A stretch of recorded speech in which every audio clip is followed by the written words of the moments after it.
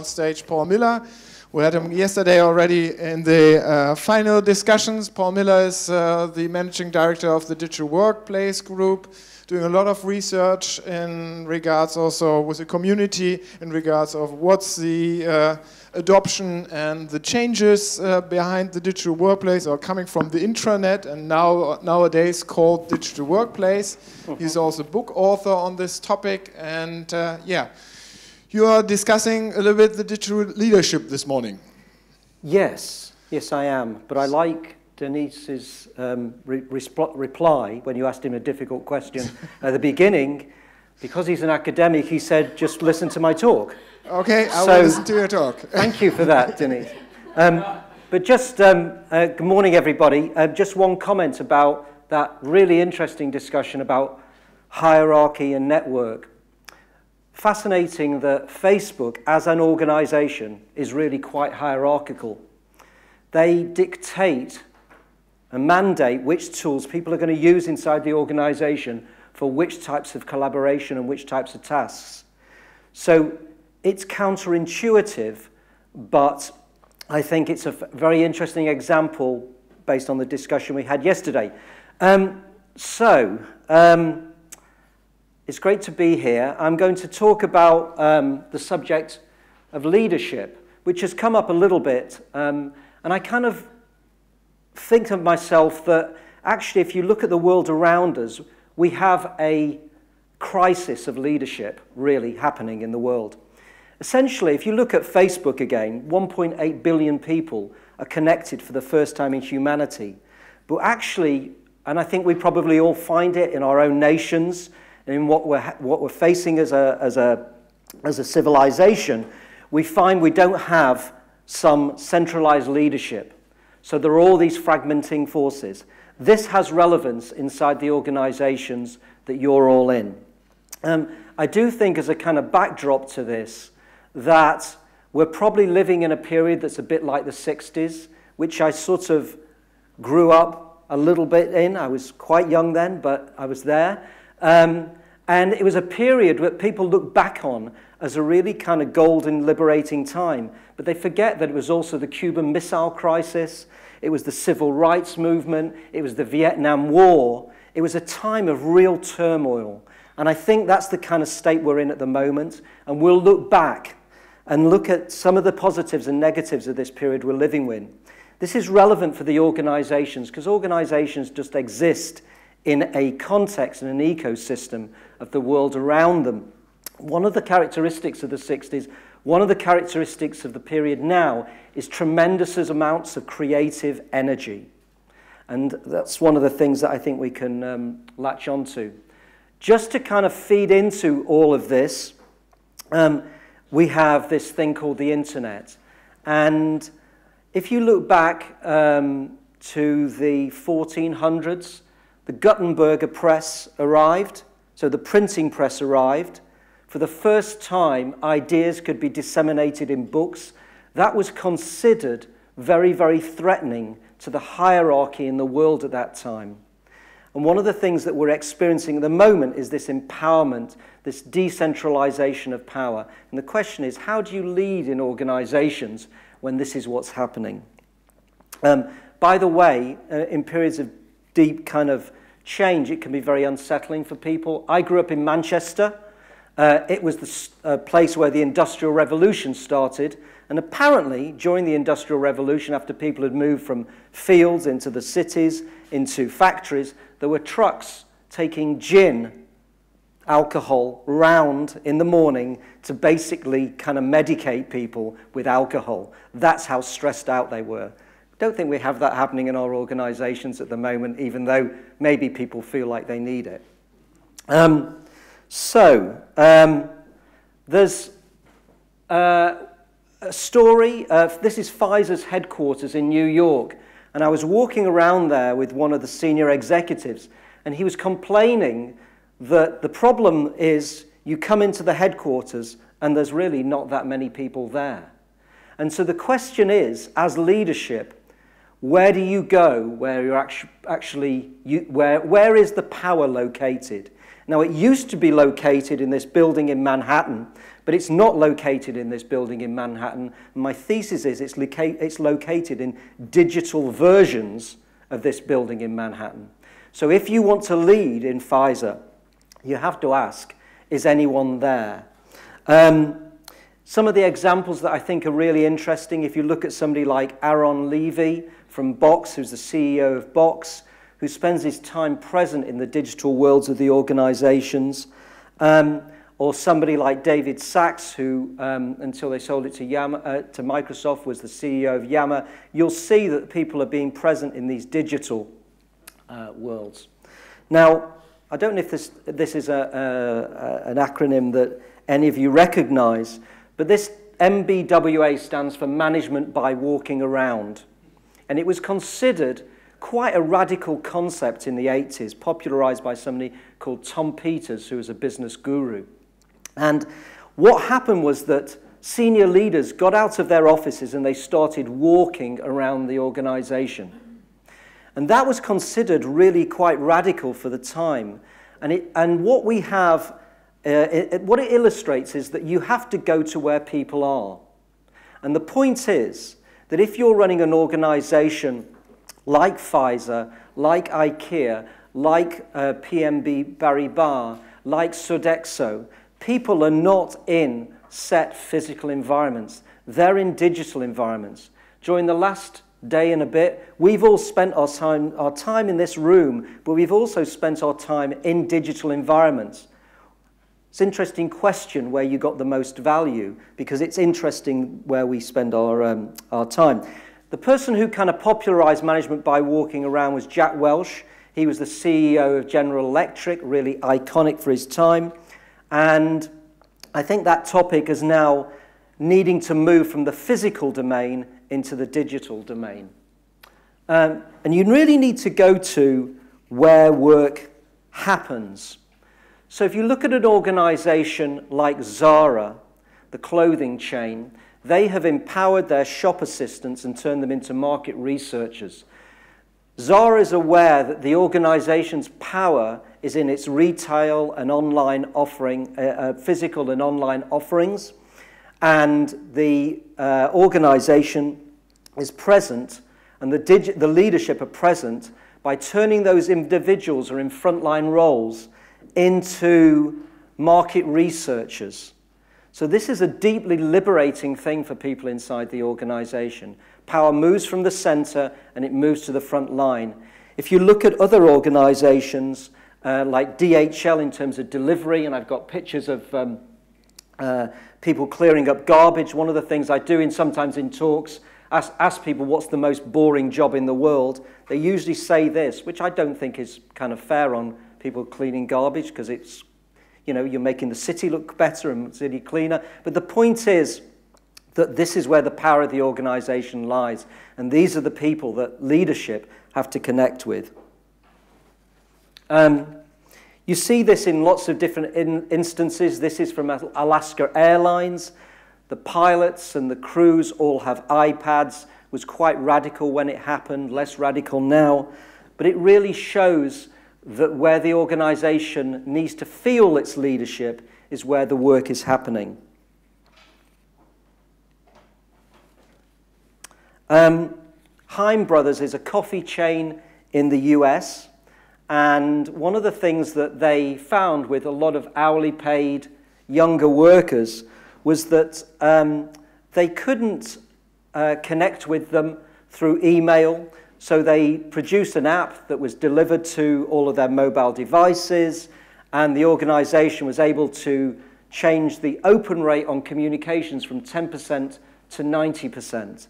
So really you're seeing this movement of energy from the center of the organization out to these frontline positions. And one of the things, and you've probably heard it in your organization, and I heard it last week in an organization I was with in Switzerland, they said that the leadership's kind of invisible. People don't really know where they are because they're not present digitally. And in an organization today, my thesis is that there's no place to hide. The invisibility, either physical or digital invisibility, is not leadership inside an organization. I contrast an organization won't mention them, large US-based bank, where they have that problem. I contrast them with somebody like Barclays, who've got a very digitally present leadership inside the organization. And if you're leading inside one of these organizations, you need to realize that there is no place to hide. One of the problems, and it's kind of come up, and one of the reasons why I think leaders struggle with this, is what I call digital literacy. And it's a concept that's become very popular in the UK. The BBC has a program. The government's got a kind of mandate to try and bring digital literacy into schools. It's more than just coding. But the issue that you've got is you've got lots of leaders, as the Financial Times put it, without followers. Particularly, they've got a lack of presence on social media. They're usually warned against it by compliance, regulation, investor relations. But if you look at somebody like Richard Branson, and I'm sure the number's gone up since then, you know, the leaders that we really know about are very, very present. This subject of digital literacy was really brought home to me. I was over at a well-known company in Sweden, and they were talking about one of the senior leaders, and they said, well, he's not, that person's not very good with computers. They're not, and I said, what would happen if you said to me, that particular person's not very good with reading? And the point is, that kind of illiteracy, to not be able to read, is considered ridiculous. But being digitally illiterate at a leadership level is still considered acceptable. And one of the things that Barclays did, and maybe your own organizations have done this, is simply buddying senior and middle and almost senior leaders up with people who are younger in the organization, who can basically bring some of these digital skills to them in kind of confidential, safe environments. Because it's a lot of leadership are less present because of their own embarrassment. Change happens increasingly, we realize, from the inside out. It's one of the reasons why I think yoga is so popular, is that it's, you know, we need to change ourselves from within in order to change our experience in the world. And organizations need to change, or realizing they need to change themselves inside and out. Probably the best example I've come across of this is LinkedIn. There, we had them on a knowledge exchange quite recently, and the way they work internally is very much like we experience LinkedIn as customers and users of that service. And I think Reid Hoffman is a great example. The founder of LinkedIn is a great example of somebody who's really done that well.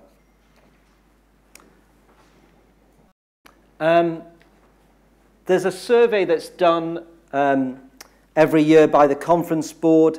In 2014, for the first time, #1 priority for them was not customers.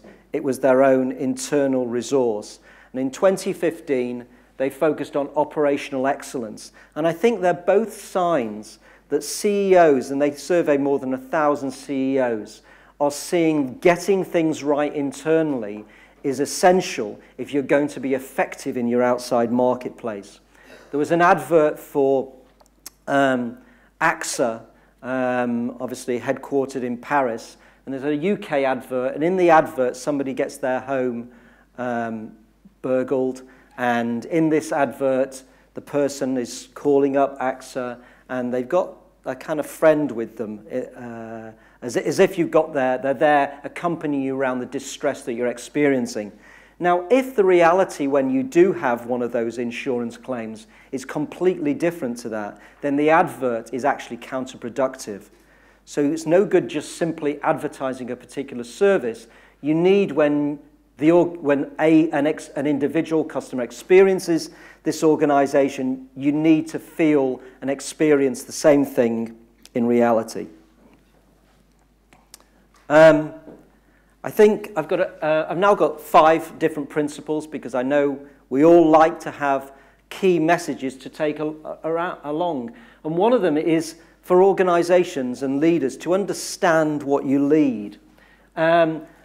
Accenture's CEO, made a very bold statement, and he said, Accenture have no headquarters. We have our leadership distributed across the organization, and we're also a virtual organization. I've heard other people inside Accenture say our physical real estate is tactically useful, but strategically irrelevant. I'm not sure whether the reality of Accenture actually matches that yet, but I really like what he's saying. What he's saying is that the 336,000 staff inside Accenture live in a virtual organization. And 60,000 use enterprise social network. They use analytics to predict. One of the things that's interesting you can predict is when people are going to leave the organization. People in HR have got the technology, if they chose to use it, for you to be able to know when you're going to move jobs before you even know yourself. It's quite interesting. So I'm not saying that's a good thing or a bad thing, but understand what it is that you're leading. And it's part of understanding the vision of what you've got as an organization. This is a picture from the Envisioning Lab at Microsoft, which is their facility, and I'd recommend any of you who are Microsoft clients to go and visit it. And it's really a fascinating insight into the future of work and life. And one of the things that struck me being there last year was that the organizations that people are leading are going to be saturated in data and information and metrics. I think one of the issues for leadership when you're telling them to be more digitally present is we don't give them enough reliable data on what that would look like in practice. If you want to get better, if you want to get fitter, you buy a Fitbit, you start tracking your steps, you do 10,000 steps, you know where you are. We got a dog 2 years ago. I've noticed my step count's gone right up because of that. But one of the issues, if we're expecting leadership to be visible in the digital world, is they need to know what success looks like and to be able to track that, either by connecting it into employee surveys or ratings that people are doing on senior leadership visibility, but we need to make it more present. BNY Mellon has done this really well.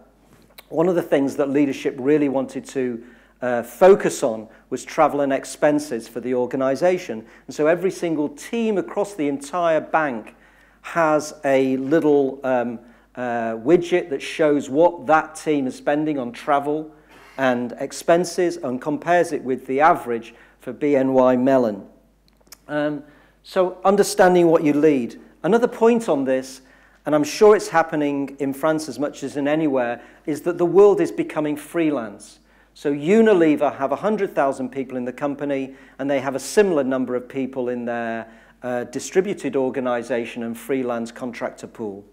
So this is really a change, and we need to stop thinking that what you're leading is simply the employee base of the organization.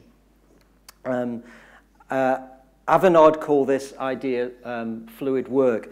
One of my people I think does this extremely well, and this is my second principle from mandate to conversation. This is Paul Polman, who's the CEO of Unilever, and I think he's the Jack Welch of the modern era. One of the things that he got Unilever to focus on was sustainability, environmental action as an organization. I think he did it because he believes in it, and I think he did it because he knew it would be a rallying cry for the organization. He didn't do it through dictate, through mandate. He did it through conversation and creating conversation inside the organization. And what's nice about choosing a subject like sustainability is that it's not really a controversial topic. It's a topic that we all in different levels know we need to be better at. So it focuses around a conversation that people can communicate about. I know that Eli Lilly, one of the US pharmaceutical companies, had conversations all around changes in US healthcare policy. A little bit more controversial, but it gets people's conversation moving. But if you're going to lead inside an organization, you need to move from mandate to conversation. This is an example from Germany. Tim Hodges, Deutsche Telekom. And one of the things that he did was create this facility where people inside the organization can listen, interact, converse with him. He'll answer. It brings him as an individual closer to the organization. I'm not saying every CEO should do this. I think it's really important for senior leaders to find tools that suit them. Some of them like dipping into collaborative conversations. At HSBC, the senior director of HR does this through getting into Yammer conversations. For Tim Hodges, this is his medium. You can actually request a physical meeting with him as well. I suppose you're going to have a good reason to do it, but you can do it. But I think it shows how you make yourself digitally present inside an organization. And it really hasn't changed that people still, as leaders, I think leadership evolves over time, but it hasn't really changed that when people are doing the work, the leaders want people to feel like they did it themselves. This is quite a controversial topic, and I do get quite a bit of pushback about it, but I think we're entering a period where we just require fewer managers. If you look at Amazon, you've got a leadership layer, and then you've got people working in self-organizing teams, and very little in between. What you need is more leaders. And I would maintain that this individual in a Burberry, I think it's in a Burberry store, might be somewhere else, is actually taking on a leadership role with that particular customer inside that situation. So we're entering a period where the concept of management that was created for the industrial age is having to change.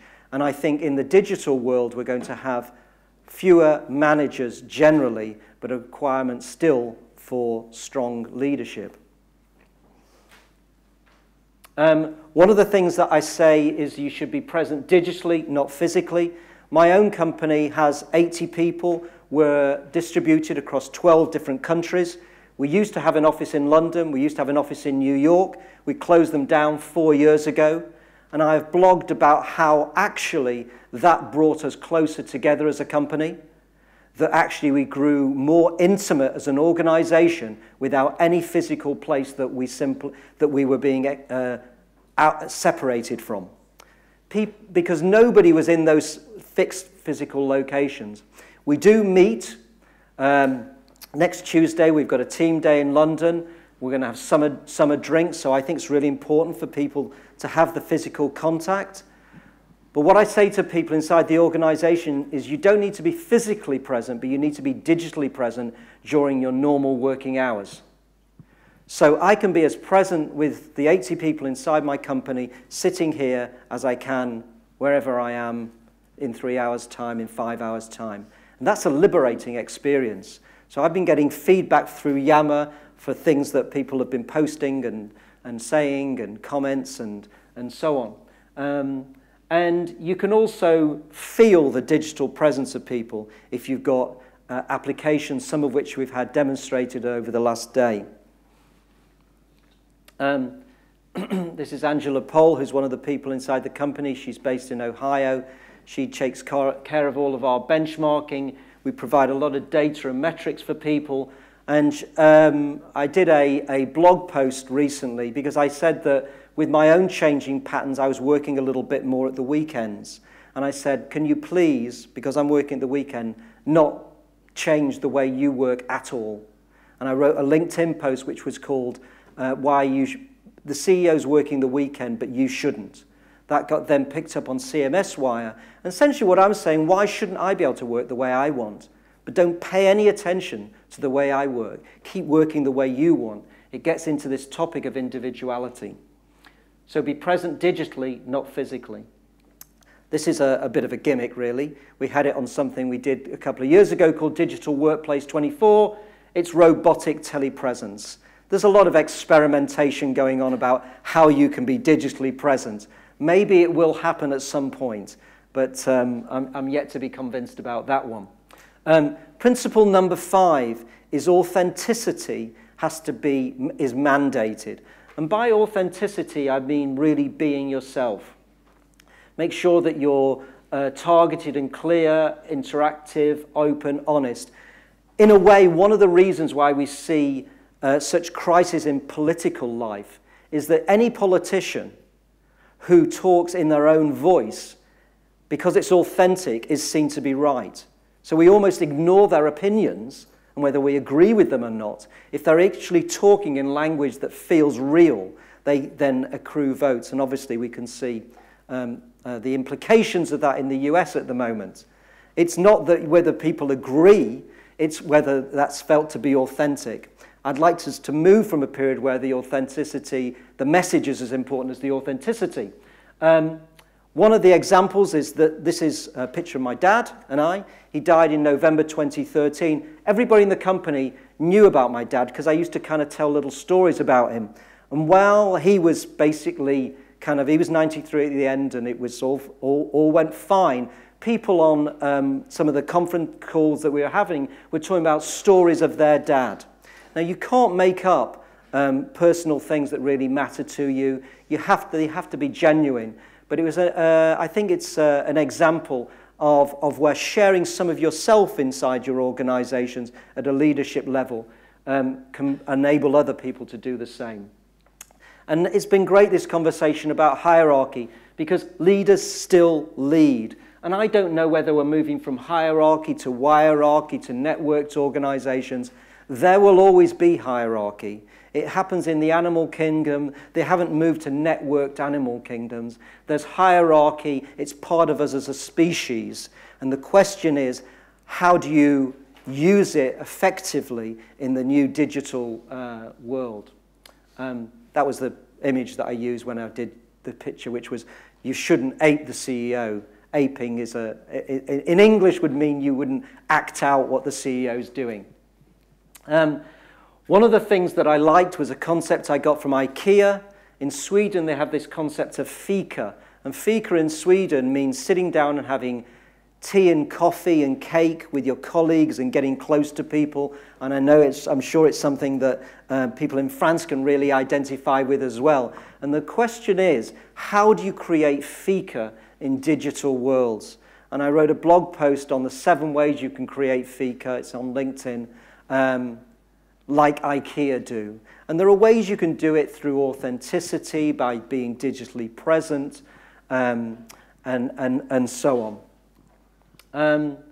So I just wanted to end with a story which gets back to things that will change and things that won't change. And a book that really affected me was a book called Sapiens by Yuval Harari, who's an Israeli biologist. And he really talks about the evolution of our species. And I think one of the things that we think while we're seeing this array of new technologies and disruptive change is that everything changes. And it's not that everything changes. Some things will persist. I think work will persist. I think hierarchy. I think leadership will persist. But it really, one of the points that really came home to me from this book was that we can design our own futures. And I think inside organizations, it often might not feel like that, but certainly the future's not a fixed thing for any of our organizations, and you can affect and design that yourselves. Thank you. Thank you. Are there any questions in the room? No. There must be some questions. I'm not going to get off the stage unless somebody asks me a question or says something. Somebody disagree with me. Thank you. Not disagree. Okay. Isabel. I like your comparison between not being able to read and not being able or not being present in the digital and social networks. But how to convince a CEO that he has to be present, because a lot of them don't. So what's in for them then? What do you say? Well, I think some of the examples, like the example from Deutsche Telekom and others like that, are very, very persuasive, particularly if you can find an example from the same industry. Of somebody like that doing that. I think it's also interesting to show them examples of what business school courses are now teaching the leaders of the future. And I also think that if you can suggest to them that the way of doing this is simply to kind of buddy up with some younger, person inside the organization who quietly over a coffee can take them through some of these things. Actually, it's not a scary thing. As a leader, you don't want to be shown to not know things. So I think it's trying to reassure them in that way.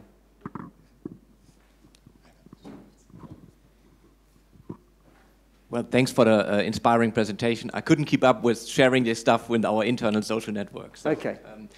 Maybe just one thing, and actually you mentioned it, but I would like to stress this, is that you, as a digital leader, that you are present during working hours. Because we had some leaders that actually posted their status updates 11 p.m. at night, and it's especially at the beginning, that's a wrong signal, because it means this whole social thing is an additional stuff. It's not part of their day-to-day work. Well, absolutely. I mean, let's face it, we're in a country at the moment that is got disruption because of changes to working hours. So this is a key issue. And I say, irrespective of what time zone you're in, work during your normal working hours. Now, some people with kids or aging parents want to change the times that they work. And I say that if I send an email on a Saturday, you shouldn't even check it. You know, because why should you? And it's really just it's a question of giving people legitimacy to do that. So this role modeling, what you're also recommending for the leaders, how long does